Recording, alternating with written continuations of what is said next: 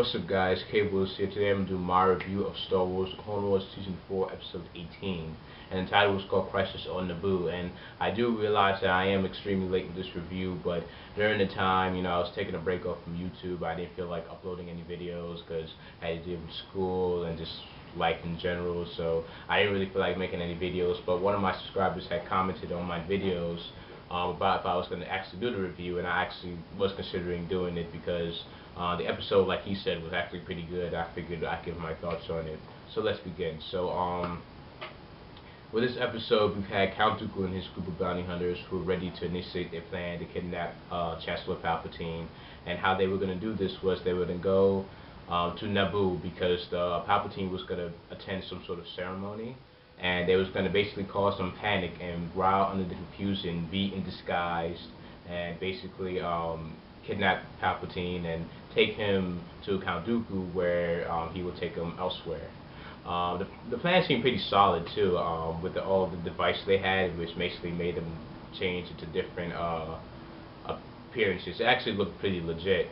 And also, when they went to Naboo and to the station, they was gonna go and make it kind of like the headquarters, and they basically went and killed some workers. And there was this one worker who I really felt bad for because he was just minding his own business, right?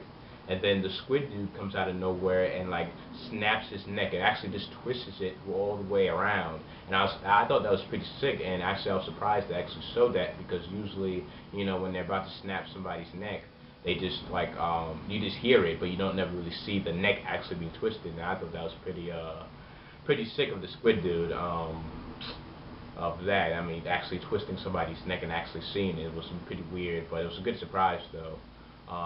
And so after all the guards were being taken, they discussed the plan, and Count Dooku actually talks to Cad Bane about how he doesn't trust Hardeen for some reason. Like, he just has a weird sense about him. And then, Cad Bane also, he doesn't trust Hardeen either. And they have good reason to, because, he's actually Obi-Wan. But still, Obi-Wan was still in disguise, and basically the Jedi were there to help Chancellor Palpatine. And during the ceremony, the plan happened, and the whole explosion, and they tried to take Palpatine. And during this time, Obi-Wan was still the sniper, and he was still in communication with the Jedi. And when the squid dude was trying to escape, he actually had shot him and shot his rocket, and he was down. But however, though, the sniper only had like one shot, and Obi-Wan was pretty confused why this happened. And so when morale evolved and Cad Bane took the Chancellor, they were supposed to meet with Count Dooku, but they pretty much got strolled because Count Dooku never showed up, and they were like, what the hell do we do now? And then, Mace Windu and Anakin, they catch up with them, and then Obi-Wan reveals himself, and Cad Bane was like, damn it, I knew it was you. But unfortunately, he got captured. And the one thing though about this whole plan thing and this whole scene, I wish though that Embo had done more combat, because from what we saw from season 2, Embo's pretty good at hand-to-hand combat. But it was pretty surprising not to see that much from him. But still, it was just good just to see him there and know that he's a high caliber bounty hunter. And so afterwards, everybody thinks everything's good, Palpatine is safe, but Obi-Wan still has this weird feeling because, see, Anakin was still pissed off that, the Council didn't trust him, and Obi-Wan didn't trust him, and, trust is very important for Anakin, especially with Obi-Wan, because he considers, Obi-Wan, they're like brothers, basically, and, Obi-Wan was still thinking about the trust thing, and he goes back to where, he assumed the sniper position.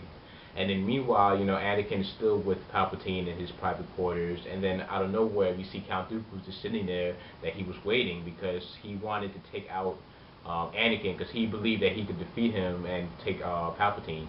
And he also had a few droids, and during this fight sequence between Anakin and the droids, it was actually pretty cool because Anakin was not just using the lightsaber, but he was using his right hand. And we all know that with his right hand, and that it's mechanical, it's robotic, and how he was just using it to crush the basically crush the droids and whatnot, defending himself. It actually was pretty cool to see that.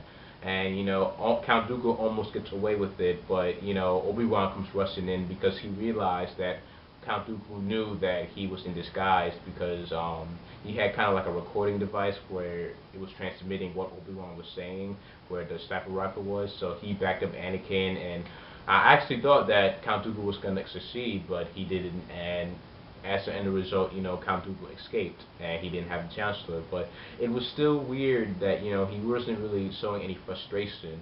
I said maybe this was something, trying to lure Anakin to the dark side, maybe because Palpatine during the fight with Anakin and Count Dooku, he was kind of smiling and he was like, yeah, that's my future apprentice. Like, as he shows great interest with the Anakin, maybe this was just a sort of get inside Anakin's head and try to break that trust between him and the Jedi Council.